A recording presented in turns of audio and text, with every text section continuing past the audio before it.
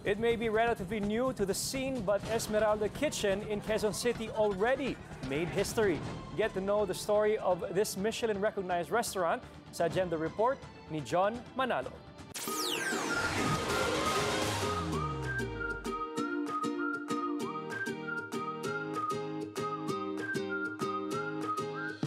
Ito ang legasiyang ipinagmamalaki ng Esmeralda Kitchen, isang bukas na tahanan dito sa Quezon City para sa mga nagnanais ng food just like home. Kwento ng founder nitong si Ann Añasco, brainchild niya ang Esmeralda na kanyang sinimulan 4 years ago. Nakahiligan niya raw kasi talaga ang pagluluto kahit na siya ay isang dentist by profession.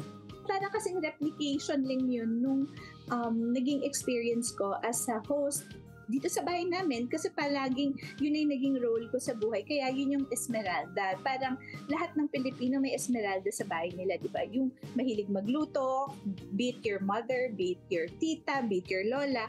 Pero you want to go to their house, di ba? Because you know that when you go to their house, they'll feed you well.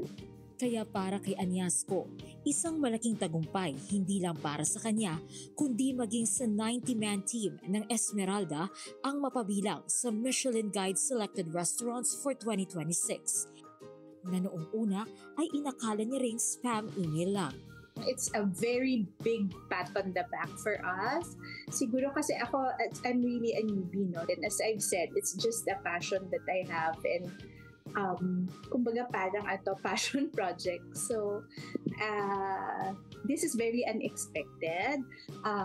But at the same time, this is a warm lift. It's like a warm hug from all the hard work that the team and I have put through kasi we have been through a lot. Ikinatuwa rin niya na kahit daw ang mga simpleng kainan tulad ng Esmeralda ay napapansin din pala ng globally renowned na Michelin Guide. What I love about it is from everyday food, of going to the karinderya, all the way to the fine dining. Hindi mo kailangan magbayad ng mahal para makatikim kung anong ibig sabihin ng Michelin.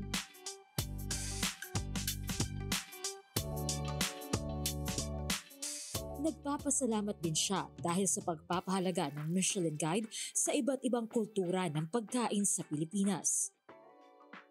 Isang Esmeralda Kitchen dito sa Quezon City sa mga tinaguriang Michelin Guide Selected Restaurants for 2026.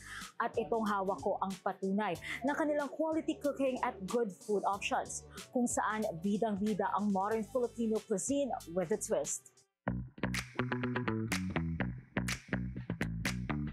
Isa sa ipinagmamalaki ng Esmeralda Kitchen ay ang kanilang kare-kare na mas lalo pa raw dinayo ng mga customer magmula noong natanggap nila ang Michelin recognition. Dapat, yung kare-kare, pag kinain nila yon, dapat magtiting, parang may memory bell na makakanti sa kanila na hindi ganito yung kare-kare ng lola ko eh. Bukod pa rito ay bestseller din nila ang kanilang lechon belly. At meron din silang iba pang putahe tulad ng kanilang modern Filipino take on clubhouse sandwich at ang pangmalakasang arroz caldo. Natikman din natin ang kanilang Filipino halo-halo na perfect para sa mga hindi gaanong mahilig sa matamis dahil swak lang sa panlasang Pinoy ang combination nito ng ice cream, gatas, leche flan at iba pang mga sahog. Patuloy raw magsisilbing inspirasyon para kay Añasco ang karangalang handog ng Michelin Guide. Kaya mas pagbubutihan pa raw nila ang paghahatid ng tuwa at tahanan sa bawat taong papasok sa pinto ng Esmeralda. Para sa Agenda, Joan Manalo, Billionario News Channel.